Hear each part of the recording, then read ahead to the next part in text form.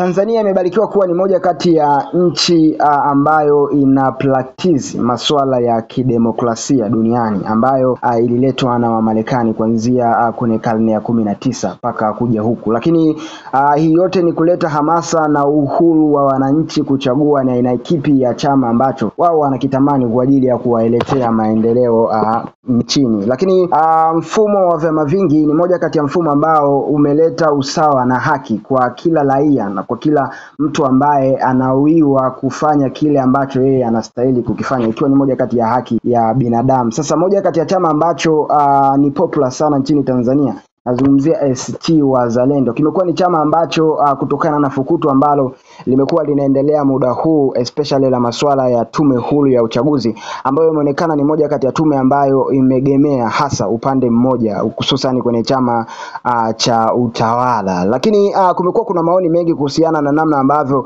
uendeshaji wa tume hii umekuwa unafanyika, kwamba umekuwa ni tume ambayo imekuwa kama vile haitendi haki hasa kwa vyama vyote vya kisiasa nchini Tanzania.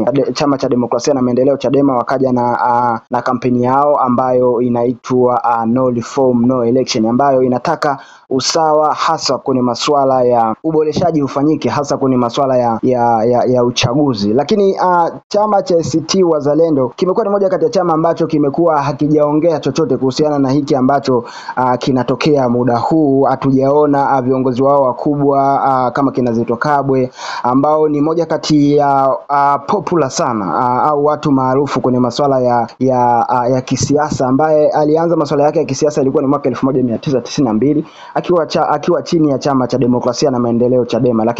Lakini kufikia mwaka 2015 alijitoa kwenye chama hicho na kuja kuanzisha chama cha ACT Wazalendo, ambayo mpaka muda huu ni kiongozi. Sasa hii leo yeye kupitia ukurasa wake wa Instagram amekuja kushare baadhi ya vitu ambavyo hivi natakiwa vifanyike ili kusudi kwamba uchaguzi ambao unaenda kufanyika mwezi huu wa 10 Oktoba uwe ni uchaguzi wa usawa na haki, kama jinsi ambavyo chama cha Demokrasia na Maendeleo Chadema kimekuwa kikililia muda wote, na ndio maana wakaja na hii operation yao ya No Reform No Election. Sasa yeye jamaa ameandika almost kama maswala 6 ambayo ni ya msingi ambayo yanatakiwa kufuatwa. Moja kati ya hiko ameandika kwamba makamishina wa tume ya uchaguzi wapatikane kwa ushindani. Akaja akaandika jambo la pili, akasema kwamba wakurugenzi wa halmashauri wasiwe wasimamizi wa uchaguzi wa majimbo. Akaandika tena jambo lake la tatu, akasema kwamba mawakala wa vyama wafanye shughuli zao bila kubugudhiwa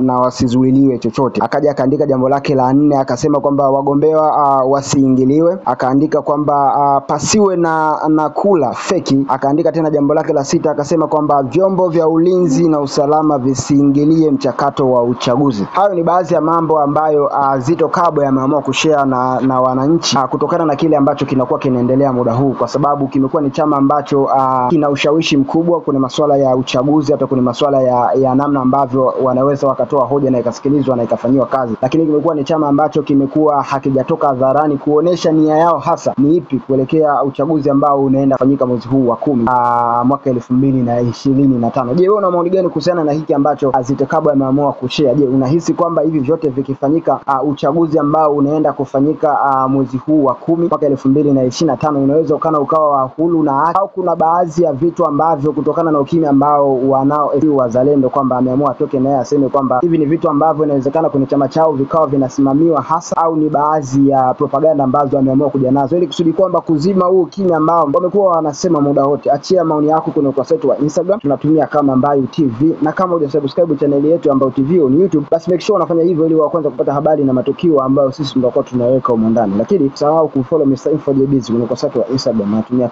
hivyo. Chao.